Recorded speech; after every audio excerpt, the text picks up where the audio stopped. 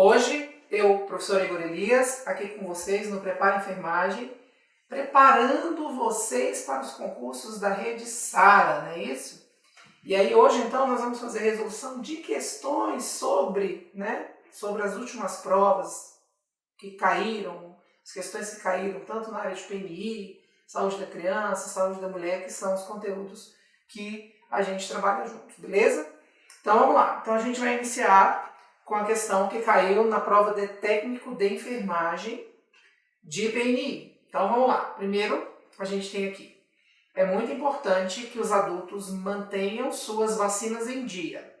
Além de se proteger, a vacina também evita a transmissão para outras pessoas que não podem ser vacinadas.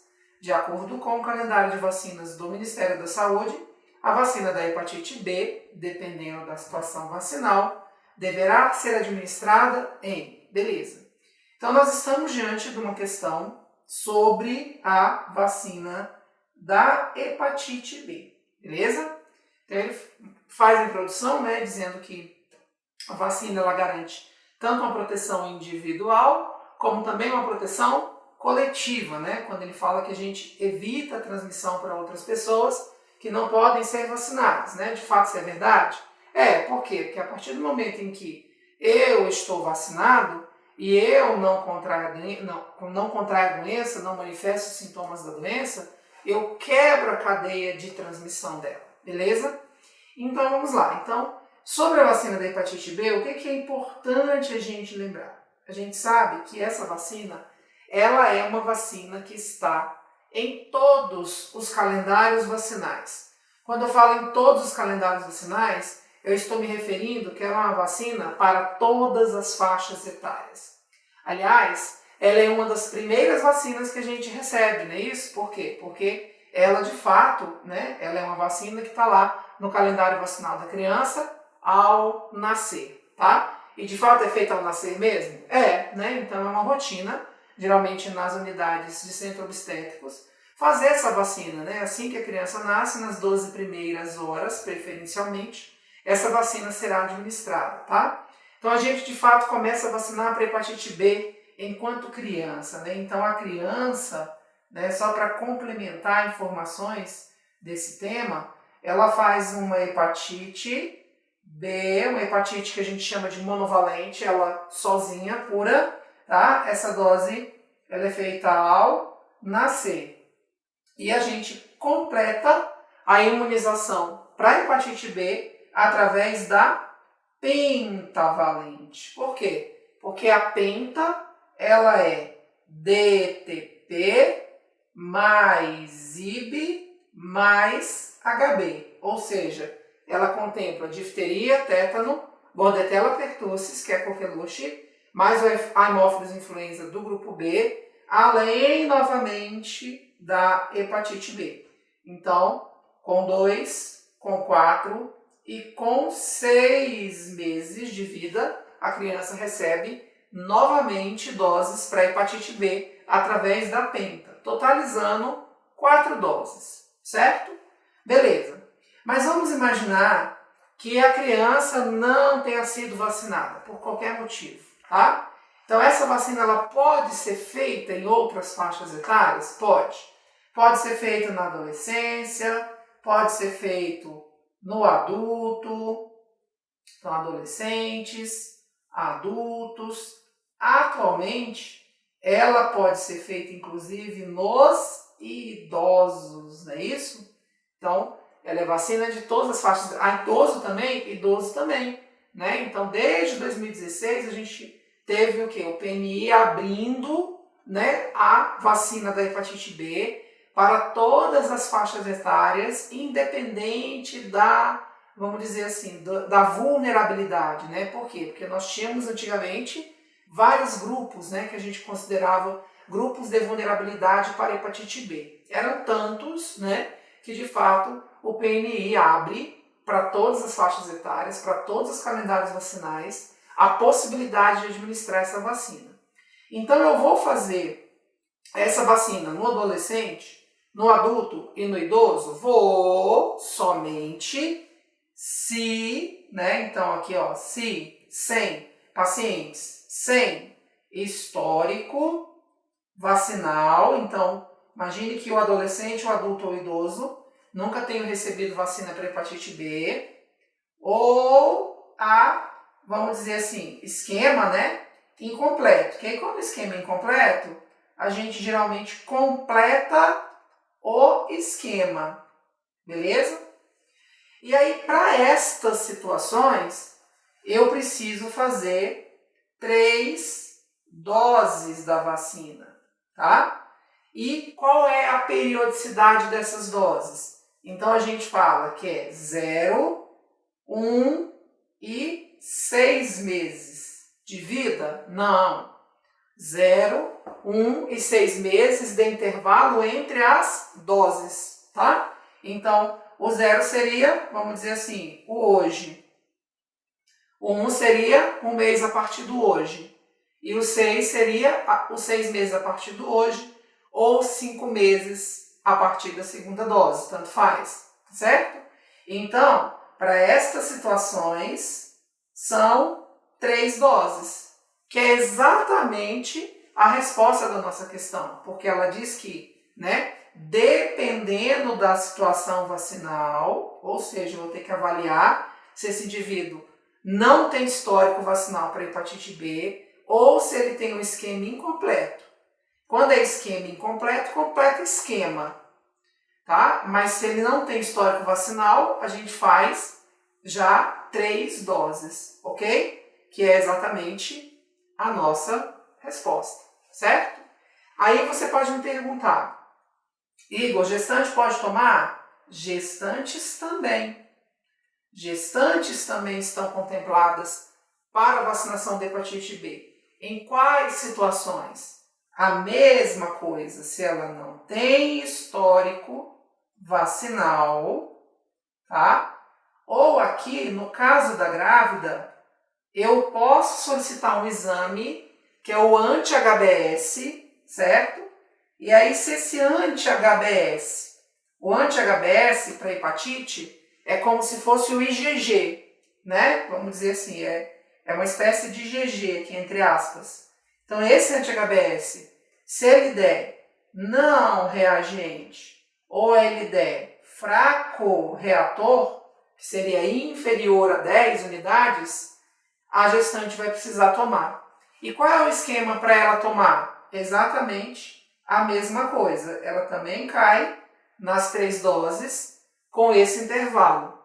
Existe alguma restrição de idade gestacional para o uso dessa vacina? Não tem, tá? Então ela pode ser feita em qualquer momento da gravidez ou do puerpério. Vamos imaginar que a paciente já chegou no pré-natal tardiamente.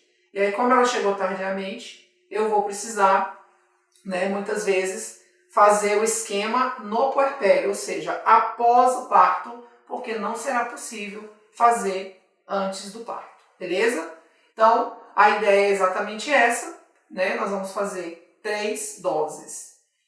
Lembrando também que essa vacina da hepatite B, pela NR32, ela é uma vacina obrigatória para quem? Para nós, né? Nós que somos profissionais da saúde, certo? Então a gente tem que fazer, a gente é obrigado a ser imunizado para hepatite B, para difteria e para tétano, certo? Inclusive no nosso caso a gente deveria fazer o anti-HBS, assim como a grávida faz, exatamente para a gente ver se a gente fez ou não a soroconversão, tá? Então tem até lá a regrinha do PNI, né? Então a gente faz o quê? A gente faz o esquema, se nunca tiver feito, deixa passar ali em torno de 2 meses, vai lá e faz o anti-HBS. Se houver a soroconversão, fechou. Não houve soroconversão, eu vou repetir o esquema novamente. Terminei o esquema, o segundo esquema, eu vou fazer um novo anti-HBS. Se de repente eu não tiver soro convertido, eu não vou fazer mais, tá? Aí você fala, e aí, o que eu faço nessa situação? Toma a imunoglobulina, né? A imunoglobulina humana para hepatite B, que chama IGAB, caso você tenha contato, de repente, com um paciente, né, de sorologia para hepatite desconhecida, suspeito, né, ou de sorologia confirmada para a hepatite B, beleza? Então, essa ideia é super importante sobre a vacina da hepatite B. Percebam que a gente fez, né, explorou aqui bastante coisa dessa vacina numa questão só, tudo bem? Então, é isso, de acordo com o calendário, ela vai ser administrada em 3 doses, tá? Exceto no caso, claro, da criança, porque a criança ela tem um esquema lá de 4 doses, porque ela faz uma dose monovalente e mais 3 doses com a pentavalente. Então, o nosso gabarito é a letra E. Essa próxima questão que a gente vai fazer, ela caiu na prova de enfermeiro da Rede SARA. Vamos lá. O esquema de vacinação contra a poliomielite em vigor no Brasil a partir de janeiro de 2016 prevê a aplicação de doses de acordo com a idade e o tipo de vacina. Assinale a alternativa correta. Então vamos lá. Estamos falando de pólio, vacina contra pólio. Temos 2 tipos de vacina, né, para pólio. A VIP, vacina inativada da poliomielite, e a VOP, vacina oral da poliomielite, certo? Então, qual é a diferença? O vírus ele é o quê? Aqui nós temos vírus inativados, né? Vou escrever um pouco mais aqui embaixo para visualizar melhor. Então, a VIP, os vírus são inativados, ok? E a VOP, nós temos o vírus atenuado, ou seja, o vírus está vivo, porém enfraquecido, tá? Essa é a ideia do que a gente chama de atenuar o micro-organismo, ou seja, deixá-lo enfraquecido, a ponto de ele não provocar uma doença, tá bom? Outra diferença que a gente sabe é que ambas contemplam os 3 poliovírus. Por isso que se trata de uma vacina valente, que a gente chama, né? Vacina valente é quando você tem cepas do mesmo micro-organismo sendo contemplados na vacina. Então, nós temos 3 tipos diferentes de poliovírus, de vírus de pólio, e eles estão contemplados na vacina. Sendo que na VIP esses vírus estão mortos, inativados, e na VOP esses vírus estão enfraquecidos, atenuados. Outra diferença importante entre uma e outra, a VIP, ela tem administração parenteral, IM, não é isso? Já a VOP, o próprio nome diz, ela é uma vacina oral da poliomielite, certo? Bem, já tem algum tempo, né, que houve essa modificação. Por quê? Porque antigamente a gente não usava VIP no esquema, no calendário vacinal. Ela não era utilizada, essa vacina. Ela só era uma vacina utilizada nos CRIES, que são os Centros de Referências de Imunobiológicos Especiais.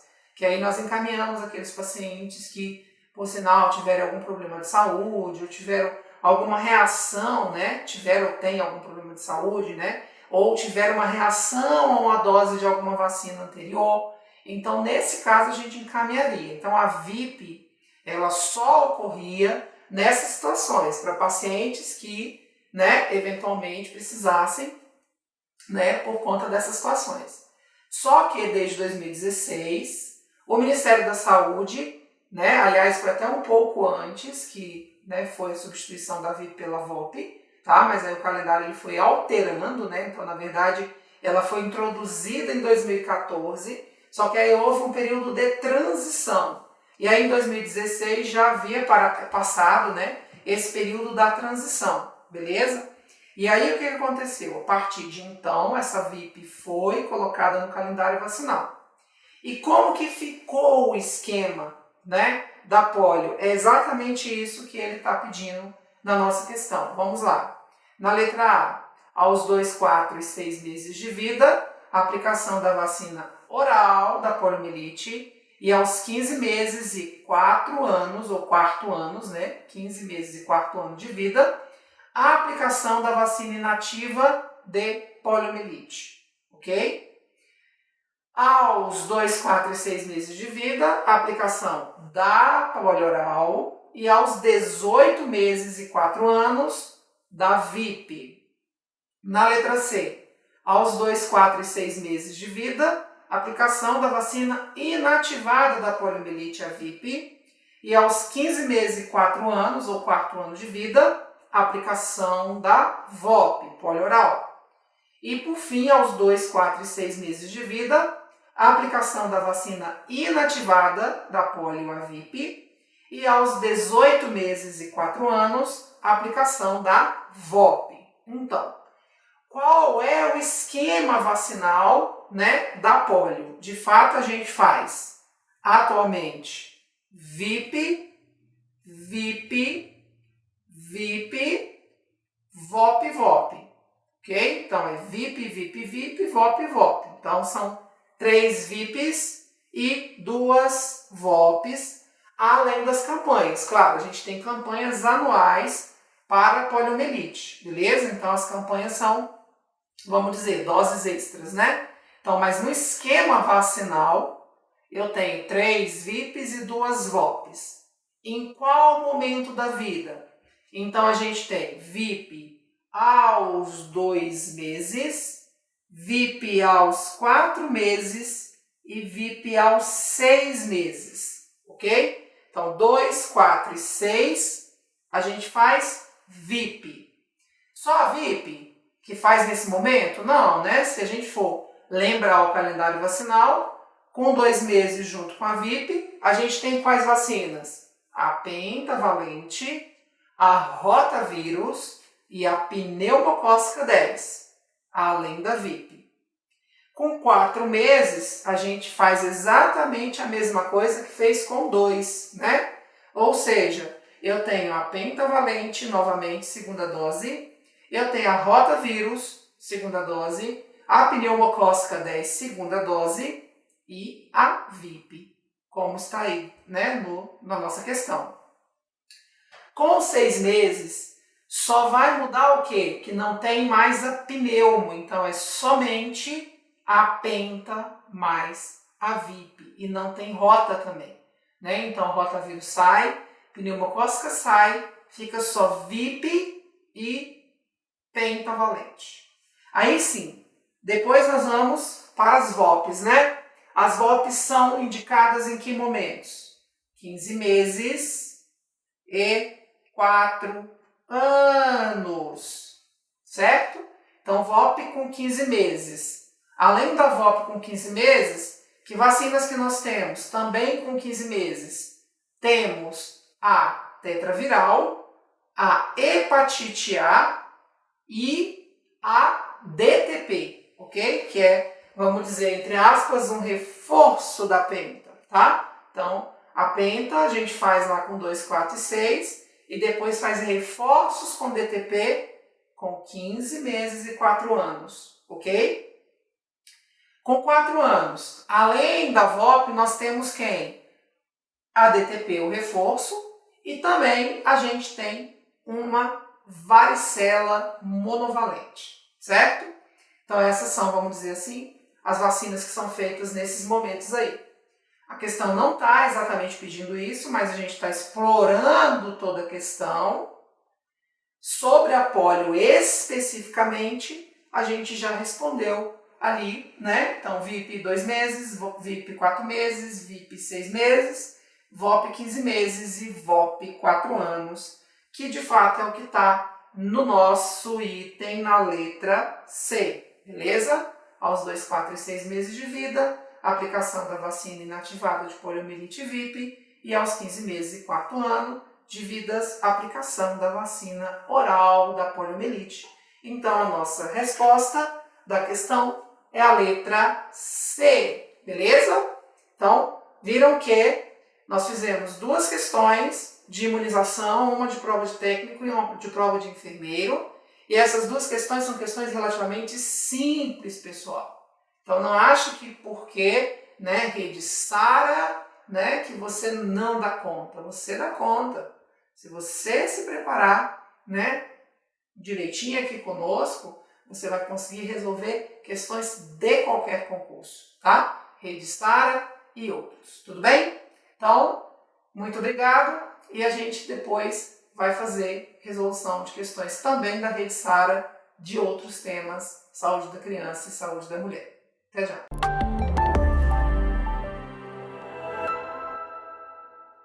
Olá, pessoal! Então, eu, professor Igor Elias, aqui com vocês no Prepara Enfermagem, resolvendo questões da parte de saúde da mulher da Rede Sara. Então, nós estamos fazendo questões de provas anteriores da Rede Sara, beleza? Então, vamos lá.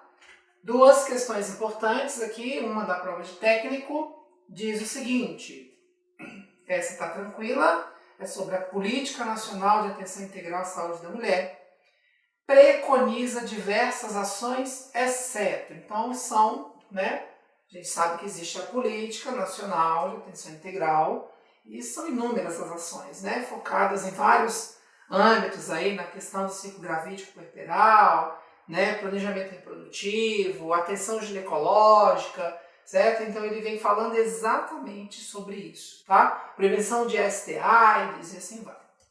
Então ele diz assim na letra A, cuidado que tem uma palavrinha, exceto, ou seja, não é, né? Não é preconizado pela política nacional. Então, primeiro, assistência em planejamento familiar, com oferta e acesso a métodos contraceptivos para mulheres e homens. Isso é verdade? Com certeza, né? Um dos pontos que a política preconiza é o planejamento reprodutivo, né? Que aqui ele está chamando de planejamento familiar, que hoje a gente tem usado mais o termo planejamento reprodutivo. Por quê? Porque o termo planejamento familiar, ele carrega muito do não ter, da contracepção, vamos dizer assim, né? Então, de não ter filhos. Mas a gente sabe que também existem os casais que querem ter filhos e que muitas vezes não conseguem e por algum problema, né? E aí ele também, esses casais precisam ter acesso ao sistema de saúde também para, né, promover as chamadas técnicas, né, de reprodução assistida, né, que também é garantia do SUS, tá? Então, essa é uma ação preconizada, a questão do planejamento, oferta e acesso a métodos contraceptivos, homens e mulheres. O que homem tem a ver na política nacional? Porque existe a corresponsabilização. Eu não posso, né, oferecer um método e responsabilizar somente a mulher pela questão da contracepção. O homem também ele é responsável, então para a gente ter, né, sucesso dentro dessa ação, a gente precisa também oferecer o método ao homem. Depois, atendimento integral de qualidade e humanizado de pré-natal e puérperas nas unidades básicas, desde que previamente agendadas.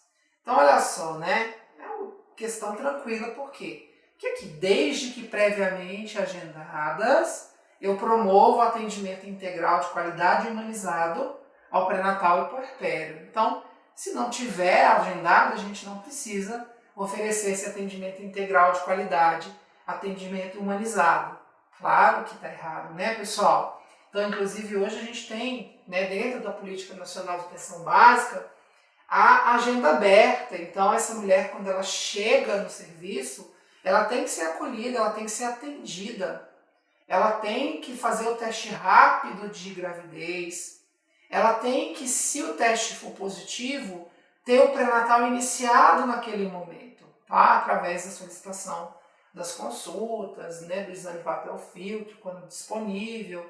Então, tudo isso, né, esse item ficou errado porque ele fala que isso, né, depende desse agendamento prévio. Claro que o agendamento, ele organiza, né, ele organiza o serviço, mas ele não é uma prerrogativa mais para que a gente faça os atendimentos, ok? Depois a letra C diz assim, atenção clínica às queixas ginecológicas a mulheres mesmo se portadoras de infecções sexualmente transmissíveis. Claro, né? Então, claro que isso é corretíssimo, né? Então, mesmo se portadora de infecção sexual, né? Claro, se ela tem infecção sexual, aí que ela tem que ter, né? Muitas infecções sexuais, elas levam às queixas ginecológicas, né? Elas levam às doenças inflamatórias pélvicas, levam a infecções, né? Muitas vezes, por exemplo, de tubo uterino. Então, eu preciso realmente, né, focar nesse atendimento, principalmente quando existe associação de uma queixa ginecológica com uma infecção sexualmente transmissível, ok? E na letra D, a última, diz que a garantia de acesso a qualquer serviço de rede de atenção à saúde que possibilite melhor resolutividade dos problemas e acompanhamento das mulheres. Esse está bem fácil, né? De fato, é a acessibilidade, a resolutividade do serviço. O serviço funciona em rede, então, se eu não consigo, de repente, oferecer àquela paciente um serviço no meu município, eu tenho que estar vinculado a um outro município, eu tenho que ter a minha referência em outro município, em outra unidade, né? Pode, se for dentro do mesmo município, de repente, a gente divide os serviços, né, em atenção primária, serviço de atenção especializada, serviço de atenção de alta complexidade, né? Então a gente tem as especificidades dos serviços que estão dentro da rede de atenção à saúde, que é o que garante de fato a resolutividade dos problemas. Tudo bem? Então, primeira questão, a única coisa que não está de acordo com a política de atenção, né, à saúde da mulher, é a letra B, que fala em atendimento de qualidade, humanizado, desde que haja um agendamento. Tudo bem? Então, errada é a nossa letra B. E agora vamos a uma questão de enfermeiro, de prova de enfermeiro. Quando eu falo a questão de enfermeiro, mas você técnico também tem que saber, assim como você enfermeiro também tem que saber as questões de técnico, porque elas são muito abrangentes, então tanto técnicos como enfermeiros precisam ter conhecimento de todos esses conteúdos para poder, né, ir para uma prova com segurança, com garantia de que você vai entrar no seu concurso dos seus sonhos, ok? Vamos à questão que caiu na prova de enfermeira em 2016, na Rede Sara, fala da Lei 12.845/2013, que é a lei que fala sobre violência sexual. Vamos lá.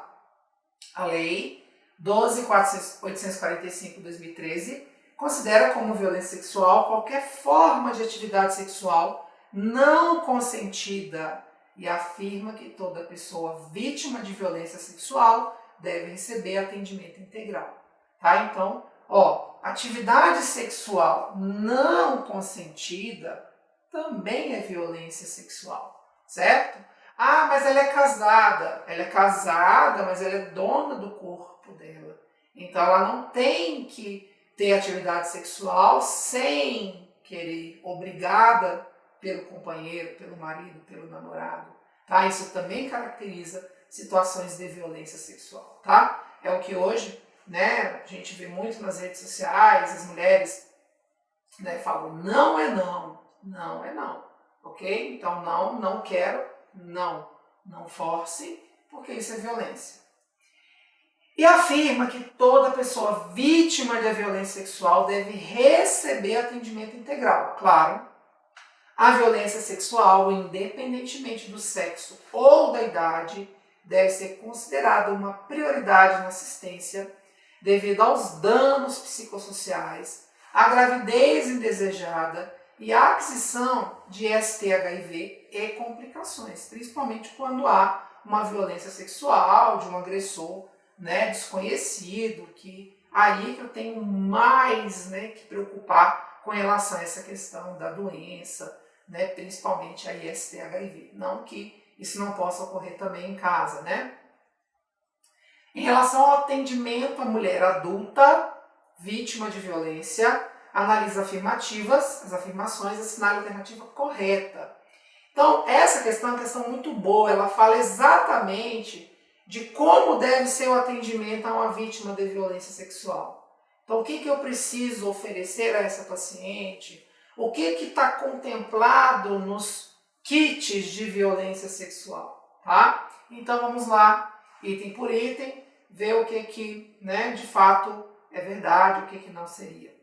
Fazer uso de imunoglobulina hiperimune para a hepatite B, a IGAB, em todas as mulheres em situação de violência sexual, não imunizadas ou com esquema vacinal, ok? Incompleto para a hepatite B, certo?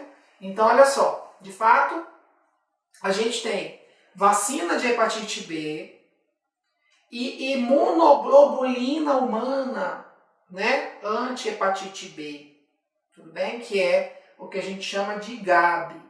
Qual é a diferença, né? A vacina, eu administro na paciente, no paciente, né? E aí eu tenho que esperar a produção dos anticorpos. Muitas vezes eu não tenho tempo hábil para isso, eu preciso defender esse indivíduo mais rápido, eu preciso proteger esse indivíduo mais rapidamente.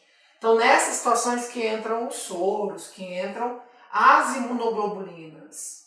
Então, imagina uma mulher que foi violentada sexualmente, que ela não tem imunização para hepatite B, ou que ela tem um esquema vacinal incompleto para hepatite B, o que não me garante, né, se ela realmente é imunizada ou não para hepatite B, é soro convertida ou não para hepatite B. Porque a gente sabe que a hepatite B, eu preciso de 3 doses da vacina e para a soroconversão começar a ocorrer, geralmente é em torno do 4º mês após a 2ª dose, então é algo demorado. Imagine que essa mulher teve uma exposição ao vírus da hepatite B. Então não dá para esperar vacinar e esperar ela produzir anticorpos. Não, eu tenho que dar os anticorpos prontos para ela. Então é nessa situação que a gente vai fazer uso da imunoglobulina, da IGAB, ok? Por quê? Porque ela não é imunizada, não tem histórico de vacina, ou ela tem vacinação incompleta, e vacinação incompleta não garante imunidade. Tudo bem? Então, esse item está correto? Corretíssimo. A gente vai fazer realmente. A segunda diz assim: fazer uso de anticoncepção de emergência, que é o levonorgestrel, 0,75 mg por comprimido, 2 comprimidos VO a cada 12 horas, iniciado o mais precocemente possível, preferencialmente em até 72 horas, excepcionalmente até 120 horas após a violência sexual. Então, olha só, essa aqui é a chamada, né, essa anticoncepção de emergência, que é o levonorgestrel, é a chamada o quê? É a chamada pílula do dia seguinte, ok? Então, essa é a pílula do dia seguinte. Eu preciso oferecer também nesse kit de violência? Preciso. Por quê? Porque é ele que me garante, vamos dizer assim, né? Me garante, talvez não seja uma garantia, dependendo do tempo, né? Quando feito até 72 horas, existe uma eficácia maior, mas vamos imaginar que por algum motivo essa mulher foi coibida, não procurou o serviço, ela pode fazer até 120 horas após a violência sexual, tá? O uso do anticoncepcional, ok? E o que vai acontecer? Ela vai prevenir a gravidez indesejada, né? É a forma que a gente tem para tentar uma prevenção de gravidez indesejada, tudo bem? Então, esse item também está correto? Também está correto. A gente oferece anticoncepção de emergência, né? Inicia o quanto antes, preferencialmente nos primeiros 72 horas, 3 dias, mas podendo também ser feito até 120 horas, né? Que vai dar aí 5 dias, ok? Então, após a violência. Beleza, depois não adianta mais, né? Por quê? Porque depois, né, geralmente já fecundou, então a gente já não tem mais muita eficácia desse método, ok? Terceiro diz assim: para prevenção de sífilis, gonorreia infecção por clamídia e tricomoníase, a mulher deverá fazer uso de uma associação de medicamentos antibióticos, mesmo durante a gestação. Por que ele está colocando mesmo durante a gestação? Imagina uma grávida que tenha sido violentada sexualmente. Pelo fato de ela estar grávida, ela não pode usar os remédios? Pode usar os remédios. O que compõe o kit em termos de antibióticos aí para prevenir as ISTs? A gente tem o metronidazol, a gente tem geralmente a penicilina, que é padrão ouro de sífilis, né, que a gente considera. O que mais? A gente tem, às vezes quando não tem a penicilina, tem a ceftriaxona. Então a gente tem essas, fluconazol, ok? Que previne a tricomoníase. Então são essas medicações que vão compor. E aí ele fala, mesmo durante a gestação? Mesmo durante a gestação, claro. Não é o fato da paciente estar grávida que ela tem que, ficar doente, porque ela não pode tomar os remédios. Pode sim, tá? Então essas medicações que estão nos kits, geralmente são medicações que podem ser utilizadas também durante a gestação. E, por fim, diz assim, a quimioprofilaxia antirretroviral, a da HIV, está recomendada em todos os casos de penetração vaginal e ou anal nas primeiras 72 horas após a violência, inclusive se o status do sorológico do agressor for desconhecido, principalmente, Então, se essa mulher foi agredida por um agressor que ela desconhece, não sabe se ele tem ou não tem HIV, a quimioprofilaxia, ela é profilaxia, o próprio nome está dizendo. Então não é que só vai tomar se eu conhecer o status sorológico do agressor, até porque muitas vezes isso não é possível, Por quê? Porque o agressor some, ele passa, às vezes faz violência com muitas vítimas e ele é descoberto depois de um tempo, que ele já violentou, aí, uma denuncia e começa a fazer,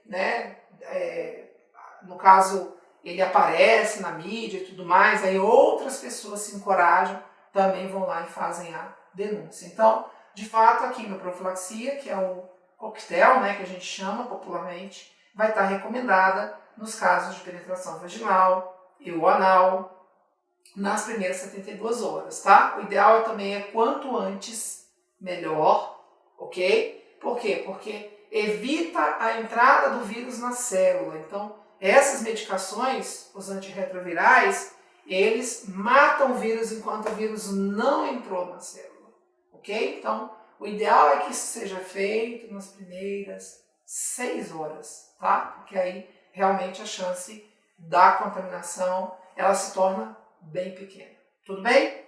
Então, item correto. Na verdade, todos os itens estão corretos, todas as afirmações estão corretas, que é o que nós temos na letra D. Mais uma questão fala sobre sífilis, Sífilis na gestação, pré-natal. Vamos lá, o que essa questão nos pede. Sífilis hoje é uma, vamos dizer, uma epidemia, que a gente vive no país. Inclusive é congênita. Então, a sífilis é uma infecção bacteriana curável, mas como apresenta pouco sintomatologia, a maioria das pessoas não sabe que está com a doença. De fato, é verdade, Então, às vezes, só faz a feridazinha dura lá na genitália, o paciente acha que foi uma empolgação no ato sexual, nem dá o devido valor, E aí ela pode ir para um estágio secundário, pode ficar numa fase latente recente, pode ir para uma fase latente tardia, até chegar numa terceiro estágio, Então vamos lá. Durante a gravidez é de extrema importância a avaliação dessa doença, pois a gestante pode apresentar aborto ou parto prematuro, além das consequências para o feto, como alterações congênitas, caso da sífilis congênita, e morte do recém-nascido. Quanto à sífilis, na gestação, é correto afirmar que, então ele está falando de sífilis na grávida, e não tem muita diferença, em termos de terapêutica, tá? Da não grávida.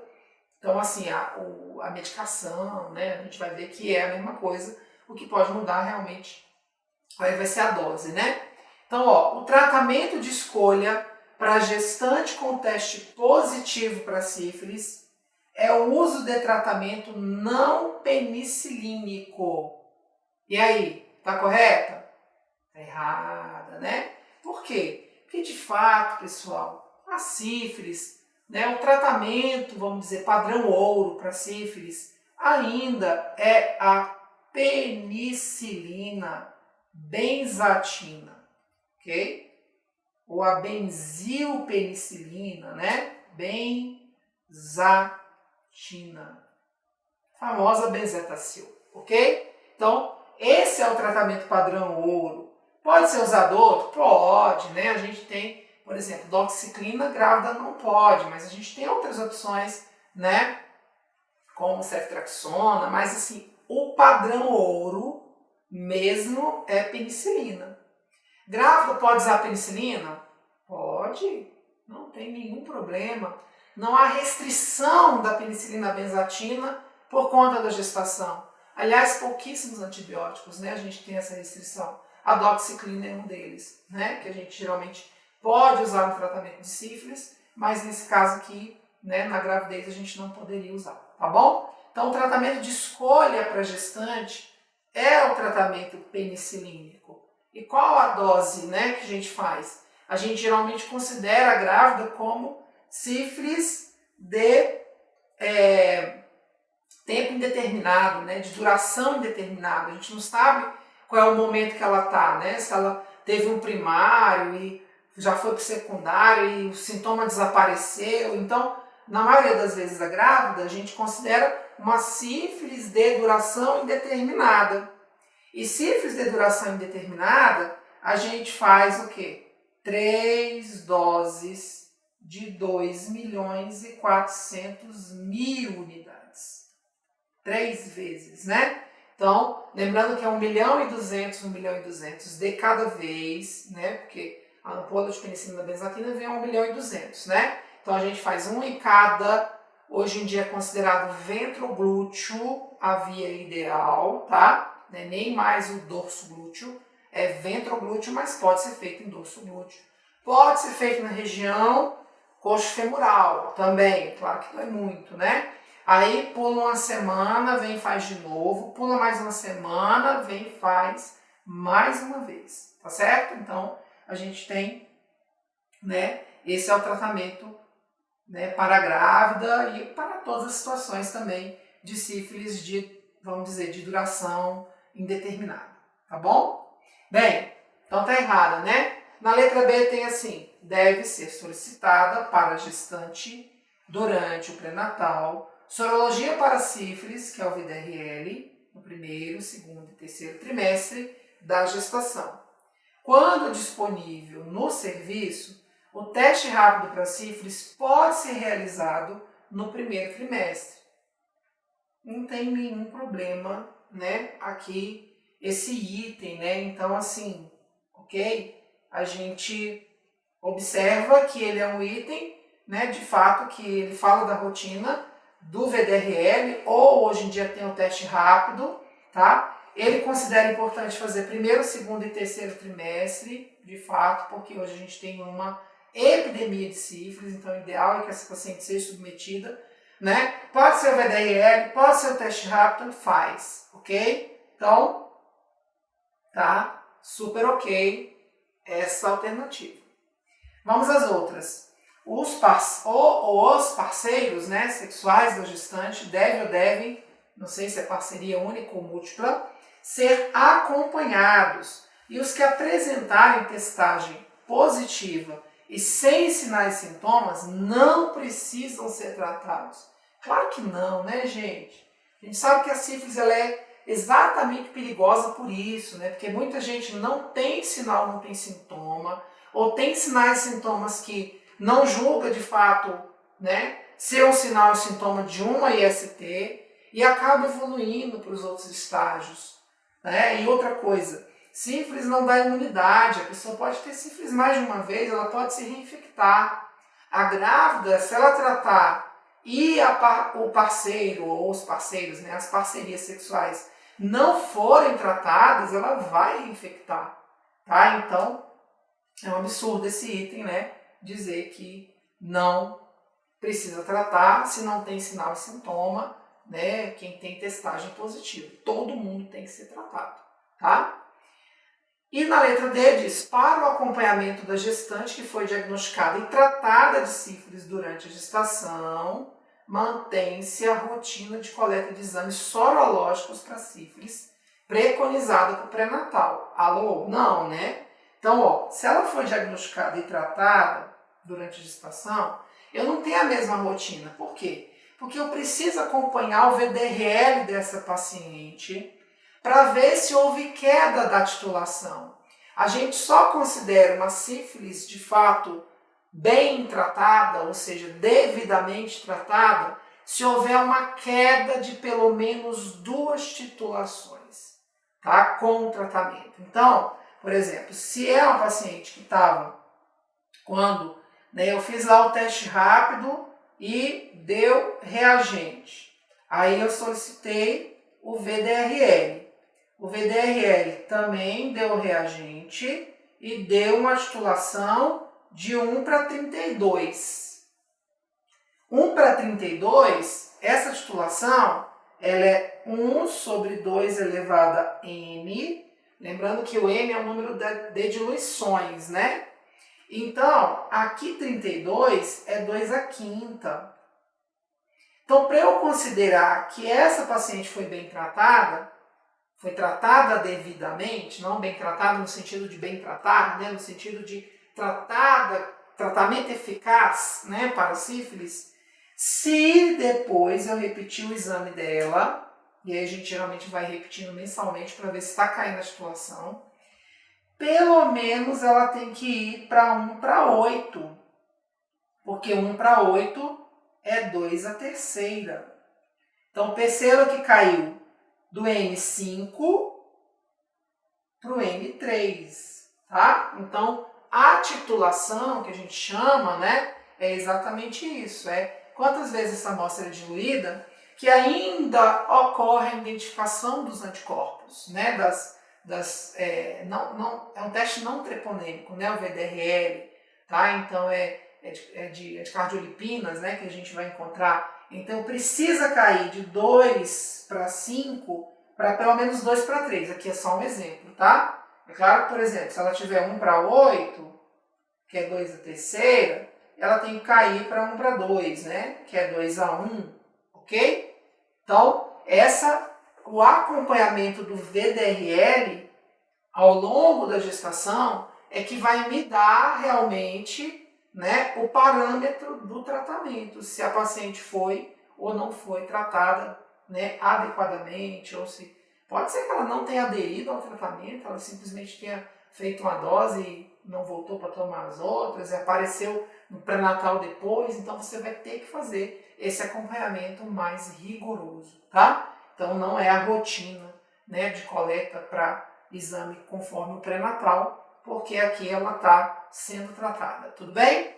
Então, nossa questão aí, né, nossa alternativa correta é a letra B, que é a que fala da rotina do pré-natal, né? Então, nós temos o gabarito aqui, letra B. Beleza? Com isso a gente encerra as nossas questõezinhas aqui, Rede Sara, sobre saúde da mulher, e eu te vejo numa próxima oportunidade, numa outra aula, numa outra resolução de questões, ok? Muitíssimo obrigado mais uma vez.